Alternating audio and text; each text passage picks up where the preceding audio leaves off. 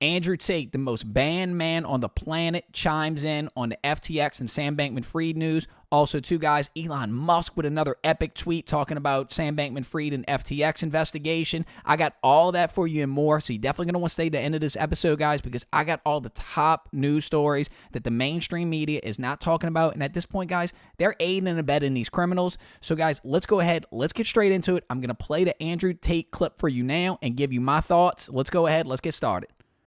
Let me give you all some advice. I've lived a very long life. I've met a lot of people. I've been broke. I've been rich. I've done it all. And 100% of the time when I meet a person who has lots of money and is very, very frugal with their lifestyle, they are not a good person. 100% of the time. I have a Bugatti. I'm sitting here. I've got a diamond Patek. I've got fucking $6 million of watches, $15 million of cars, blah, blah, blah. I give money away. I'm philanthropic. Fine. When I know people with lots of money and they sit there and they want to drive an old Toyota Corolla, or they're very frugal, they talk about investing, and they save money, these people are always fucking weirdos. Money has no value past a certain number. And if you're going to sit there and hoard it past a certain number, there's actually a degree of greed inside of you. I'm not the greedy one. Me with my Bugatti and my diamond watches and my hundreds of millions of dollars buying everything, buying penthouses in Dubai, I'm not greedy. I'll give my money away. It's the people who hoard and live these very fucking boring, frugal lifestyles that are truly greedy. And they're truly evil. FTX is a perfect example. If this motherfucker was driving a nice fat Lambo and he had a big diamond watch and was living a life which a millionaire should live, I would have trusted him a bunch more. But when he sat there and said, I only drive a Corolla and I give all my money away and I just try and hoard it all to just help people, an alarm went off in my head, because everybody I know who is like this 100% of the time in my human experience ends up being full of shit. Full of shit. What he is a fucking dork who wanted to be powerful and influential. He realized that money won't stop him being a nerd because the girl he's hanging around with is still getting plowed by his fucking blockchain dev. So he wanted to have power, and when you want power, you need unlimited money, so he became infinitely greedy, trying to get as much money as possible to buy political parties, pretend he's doing charitable acts, just have influence and control over other people, then stands up and goes, I drive an old car and I have a cheap t-shirt. And you know what? You dumb fucks believed him. You sat there and go, oh yeah, he's a good person. He won't famoose me for all my money. He doesn't care about money. People like him care about money more than people like me, because people like me spend our money. Beware the frugal man. I ain't got a single fucking frugal friend. Not one. When we go out, we hit it big. Y'all see why they banned Andrew Tate off all the platforms now, don't you? Let me know in the comments what you guys think about that Andrew Tate clip. But guys, I got something even better than that. Elon Musk just tweeted about the Sam Bankman-Fried FTX situation. So let's head over to Twitter, guys. Let's go see what Elon had to say, because it's classic. It's a classic, guys. So, all right, we're on Twitter. Elon Musk just tweeted this: FTX losing over $1 billion of client funds. Senators calling for the FTC to investigate Twitter. Yeah, just look the other way. Look the other way. So I bet if Elon Musk was trying to buy FTX or did buy FTX, boy, I bet they'd be looking at this a hell of a lot more. Don't you guys think?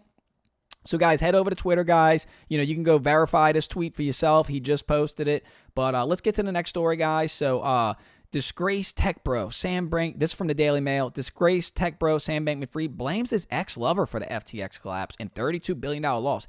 Admits he lied about being moral and calls ethics a dumb game we woke Westerners play. SEC chair in a corner for the lack of oversight of Wild West crypto markets. Guys, this is an understatement. So that's what Andrew Tate was referring to in the video. And guys, if you want to see what his actual words, we actually have video of him pretending all this woke ideology and altruistic lifestyle. Check out my video I did yesterday, because I got clips of Sam. You know, we actually have an interview he did where he exposes, he admits he's lying. He admits it's all a scam. It's all a charade. This guy's the biggest fraud. This is the greatest financial crime in the history of the United States. And you guys should be appalled. Democrat, Republican, Independent. Guys, this is the greatest financial crime in American history. The guy's still not in jail, but it gets more disturbing than that. So let's go to the next story, guys. So we are making progress, though, guys. This is getting exposure. Check out Marjorie Taylor Greene, what she just said. So, you know, guys, we're forcing their hand. We're forcing our political leaders to investigate this, to look at this, because, guys, this stuff is deep. So let's see what Marjorie Taylor Greene had to say. Here in the news, we're just finding out about the situation with FTX and the cryptocurrency. So is American people's taxpayer dollars going to fund aid in Ukraine, but yet it's really funding something else that's happening, maybe ending up in Democrat donors' pockets? Was that helping Democrat campaigns? Was that helping Democrat candidates get elected? $8.9 billion is for the humanitarian assistance, including emergency food and assistance for Ukraine and Ukrainian refugees in the region and for other countries directly impacted by the conflict. Again, what other countries? And how much money went to the other countries? And what organizations are involved? Who runs these organizations? And why did they get the contracts? $11.8 billion in other assistance, including for direct budget support to Ukraine and development aid and other assistance to Ukraine and other affected countries. What development aid? What assistance? Who is running this? These are all the questions the American people have. Guys, God bless MTG for exposing this, for bringing some light to this, guys. And again, I'm anti-war on this channel, and you guys know I've stated multiple times on this channel before all of this that we need to audit this money going to Ukraine, because the inflation that we're seeing in this country is directly related to the amount of aid we're sending over there. And guys, it gets even worse, because I stand with the citizens of Ukraine. I stand, I've said that multiple times on this channel. I want nothing but world peace. But our leaders, our political leaders in the mainstream media, apparently they don't, because they're complicit with them stealing aid from the Ukrainian government and Ukrainian citizen and funding it back into Democrat and Republican campaigns for the midterm elections. Guys, you should be outraged by this. This is the greatest financial crime in the history of the United States, guys. And we're going to continue to cover it on this channel until they're going to have to ban me off of here, guys, because this kid is in the Bahamas in a $40 million penthouse playing video games. Why? Because he's the second largest donor to Joe Biden. Second largest donor to Joe Biden. So nothing's going to get done. Gary Gensler, the head of the SEC, who claims he's all about protecting retail, was appointed by Joe Biden. Caroline Elson, her father, hired Gary Gensler for his job at MIT. It's a big club, and we ain't in it. But, guys, let's get to the next story, guys, because it's getting wilder. Bombshell court filings claim Bahamian government ordered fallen crypto CEO Sam Bankman-Fried to hack the FTX systems and transfer assets to the island nation after he filed for bankruptcy. What? Bombshell court filings, this is on the Daily Mail, claims that the Bahamian government, ordered the fallen crypto CEO Sam Bankman-Fried to hack FTX systems and transfer assets to the island nation after he filed bankruptcy. Sam Bankman-Fried was allegedly directed by Bahama regulators to gain unauthorized access to his collapsed crypto platform after quitting as CEO. FTX made the bombshell claims in an emergency legal file in the U.S. bankruptcy court in Delaware. In Delaware, ain't that where Joe Biden's from? What is going on, guys? What is going on? How is this happening? So whatever's left of the funds, now a foreign government has them. Good luck getting that back. Hey, Steph Curry, Tom Brady, where are y'all at? No statements. Gary Gensler, head of the SEC, nothing. Mainstream media's writing, New York Times writing puff pieces for these guys. Guys, they're aiding and abetting these criminals. Anyway, next story, guys. So check this out, guys. The Nebraska Freedom Coalition tweeted this. A lot have been said about the Sam Bankman-Fried FTX Democrat Ponzi scheme, but a few notable Republicans are caught up too. Is this why Senator Sass resigned? Guys, I can't prove this to be true, but apparently Ben Sass, he's a Republican senator. Apparently he had some ties to Sam Bankman-Fried, and he recently resigned. So, guys, I had to go do my own due diligence. I never even heard of this senator before. I can't verify this to be true, but I went on Ben Sass's Twitter. Wait till you guys see this. The first post I see, Senator Ben Sass, when Ukraine asks, our response should be, how fast can we get it there? Not how will the lawyers explain this? Zelensky needs more and America can do more. So Zelensky needs more Stingers, more Javelins, more drones, more grenade launchers, more machine guns, more ammo. Guys, this dude is a warmonger neocon. They love war, and they're acting like they're doing, like they care about the citizens of Ukraine. These dudes don't even care about the citizens of the United States. Look at our homeless problem. Look at San Francisco. Look at all of our major cities. Look at the inflation around the country. It's directly because of warmongers like this calling for grenade launchers to be sent to Ukraine. Guys, we are not the world police. This is not our war to be fight. This is a proxy war. And if any of you are for that war, well, then you go over there and go fight. Go get your grenade launchers and go over there. These are the same people that want to take your guns, but want to give guns to the citizens of Ukraine. This makes no sense. Apparently, this guy resigned. I don't know, guys. Do your own research into that. I don't know anything about this Ben Sass guy, but anybody that's calling to send grenade launchers to go fight a nuclear superpower, nah, no thanks. No thanks. Check out this from you today. Ripple CEO predicts, Brad Garlinghouse, that's the CEO of Ripple XRP, predicts the crypto industry will become stronger because of the current crisis. Yeah, I do agree. I know, guys, I've told y'all I've sold my Bitcoin. I sold my Ethereum. I sold a lot of my big bag. I plan on rebuying, guys. I plan on rebuying because I think Brad's right. I think this is going to make the industry stronger because, for one, we had to flush out these bad actors, and now we're shining a light on just how corrupt the SEC is, and I'm calling for it, guys. Defund the SEC. Defund the SEC. Now, I don't know what's going to happen in the next presidential election, but, and again, guys, shame on me. I don't know exactly how, like, say if Trump or Ron DeSantis wins president, can they fire Gary Gensler and appoint a new head of the SEC? I think they can. Let me know in the comments if I'm correct on that. And what else can we do? What else can we do? We have to, unfortunately, guys, we have to trust in the system. We have to let this play out. And, and if you're watching this video, thank you so much because we are bringing exposure to it. The crypto community, people like Ben Armstrong, people like Leia Halpern, Natalie Brunell, they're actually bringing exposure to this, guys. So shout out to the crypto community because the crypto community is the most freedom-loving community I've ever met. So thank y'all so much for watching. Let's get to the next story, though, guys. So, oh, guys, this was an awesome tweet. I can't say. Geneva Roch Dector, a CFA, she tweeted this. Check out how disturbing this stuff is, guys. So this is some disturbing new details that are coming out from the FTX stuff. So employees submitted expense reimbursements over chat. A random manager would accept those reimbursements with an emoji. What? Related party loans. Alameda Research, FTX's hedge fund, gave Sam Bankman-Fried a $1 billion personal loan.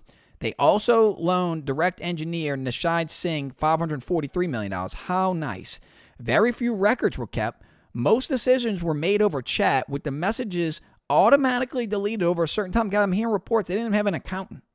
And the SEC had a cozy relationship with these criminals. FTX, a company valued at $32 billion, never even had board meetings. Never did most of the subsidiaries. FTX had no cash management system. Management had no idea how much cash was on hand at any given time or even where all the cash was. FTX didn't keep proper records of who they employed. Employees and contractors commingled throughout the different companies without proper documentation of how they spent their time. Certain employees can't be located, which could mean that some employees were fake. Corporate funds were used to purchase personal use real estate, and employee and executives put their name on homes purchased with company funds. Guys, they didn't even care. This is insult. They didn't even care because they knew they had the regulators in their pocket. Crypto deposited by customers weren't even recorded on the balance sheet. Presumably, all crypto assets went into one central slush fund used for whatever. The filings makes clear that Sam Bankman-Fried does not speak for the company and that his erratic and misleading public statement should not be disregarded. Guys, give this girl a follow. This is good, juicy stuff. Definitely head over to Twitter and check that out, guys. Let's get to the next story. Daily Mail again. SEC Chair Gary Gensler is in a corner as Congress demands to know how his agency missed that FTX was about to collapse despite a 45-minute Zoom call with Sam Bankman-Fried where they discussed a new trading platform. So, guys, where's Gary Gensler at? He's the head of the SEC. He's always on camera bragging how all this regulation and going after XRP is all about protecting retail investor. And the greatest fraud, the greatest financial crime in the history of America, and has Gary even done an interview? Has our mainstream media ever put a camera in front of his face? It's disgusting, guys. It's disgusting. Next story, guys. Check this out from Altcoin Daily. Sam Bankman-Fried spotted in a grocery store in the Bahamas. Guys, with no security, no media around him, no police escort, no nothing. Just walking around as a free man in another country with all the stolen money, not a care in the world. Put this dude in jail. Oh, next story, guys. CNBC, Binance executive. It was like a bomb went off at FTX, compared Bankman-Fried to Bernie Madoff and Elizabeth Holmes. Binance strategy chief Patrick Hillman said in the 2 hours of due diligence on FTX determined there was nothing his company could do to save the crypto exchange. It was that bad, y'all. It was complete pandemonium over there, Hillman told CNBC. And guys, understand that Binance is the largest exchange in the world. If they're telling you it was that bad over there, Fortune article, Binance's boss CZ calls disgraced FTX founder Bankman-Fried a psychopath over tell-all threat. Wow, guys, definitely go read this. He said, "Oh, only a psychopath can write that tweet." Said on Thursday, respond to a question from a moderator on Investment Summit. Guys, go read what this guy's tweeting. I mean, this guy, guys, they're above the law. They're above the law. The Daily Huddle put this story out. U.S. House Financial Service Committee plans official hearing on the FTX collapse. Now, again, guys, hey, we're happy to have official hearings, getting some exposure to it. But here's the problem. Here's the problem with the hearing. Maxine Waters is the one calling for the hearing. Check this out, guys. Check this out. So this is Maxine Waters, and this is Sam Bankman-Fried. Maxine Waters is blowing him a kiss. Look at her. Maxine Waters is blowing him a kiss. It's a big club, and we ain't in. But hey, guys, we're gonna still keep hope that something will happen, because it's just being exposed so much and the corruption is so deep that we may force their hand. Sam Bankman-Fried may go down as the fall guy, even though that there was so many levels above this situation, but he may go down as the fall guy. Maybe Carolyn Elson as well too, but something has to happen, guys. And this is from CNN. I just want to show y'all CNN articles, I guess, so y'all don't think I'm being biased in the reporting of this, but the Bahamas seized digital assets from bankrupt FTX unit for safekeeping. Oh, yeah, I bet for safekeeping. I bet they're going to hand that over right back to retail investors. I bet that's first thing on their list. But hey, who knows? Next story, guys. Crypto Spacey, FTX chapter court docket submit reveals Alameda gave $1.6 billion in loans to Sam Bankman-Fried. Guys, they had infinite money. They had infinite money, guys, because they, through their exchange token, the FTT token, and because the regulators weren't going to stop them, they could just make as many of the FTT token as they want, buy as many assets as users deposited money into the exchange. They took the money to go buy real estate. They sent it to, Democrat politicians. So they could just do whatever they want, and they still screwed it up. You guys, think about it. You had the president in your pocket. You had the head of the SEC in your pocket. You had an infinite money glitch. You had everything, and they still screwed it up. You know why, guys? Because good always prevails over evil. That's why. And this is. I don't know how. I don't know how we're gonna win this war, guys. I don't know how we're gonna do it. But you know what? We're gonna win. We're gonna expose these people. He's gonna go to jail. Some kind of way we're gonna get justice, guys. And if we don't, then all hope is lost in the system. All hope is lost in our judicial system. And if it was already dead to me. Mainstream media was already dead to me. I've lost all hope in mainstream media. But anyway, next story, guys. Fortune wrote this: after FTX meltdown, Visa's incoming CEO says crypto can still be a part of future payment systems. Again, guys, this is a black eye for the industry. It set the industry apart years, but mainstream adoption still coming. And we'll talk about the CBDCs in another episode and how evil those are going to be. But Visa's telling you guys they're still integrating this technology. This is setting us back. Regulators are going to come in and overregulate it. But understand, guys, regulators they broke literally every financial law. They've broken multiple felonies. So more regulation isn't going to help anything. They want regulation to protect themselves and to keep competitors out the industry. That's what they wanted the regulators to do. Sam told you that in the interview that I covered last episode. Next story, guys. FTX revealed to have over 100,000 creditors. Guys, the latest filings by FTX in court revealed that the company has more than 100,000 creditors, which could be well over 1 million soon. Guys, this is what is problematic to me. Because as a crypto investor, this is what you should be thinking about. FTX had so much exposure to so many institutions, to so many big players in the crypto space. The dominoes are only beginning to fall. as the news is coming out, as more is being exposed, we're seeing BlockFi go under. We're seeing liquidity crunches with multiple exchanges. So that's what is worrisome to me, that through these mass liquidations, that this market could go lower. But again, guys, we've covered in other episodes. BlackRock's in. BlackRock's loving this right now.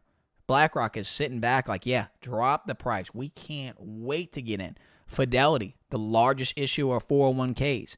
You can go on their website. Fidelity's like bragging. We're about to offer crypto trading. They love, people on Fidelity. They can't wait to get these the hedge funds can't wait to get these rock bottom prices. And guys, we'll be doing the same thing too. We're gonna front run the smart money. Let them drop it. Let Biden come out. Let the SEC come out and do whatever they're gonna do. They're never gonna stop us from getting these assets.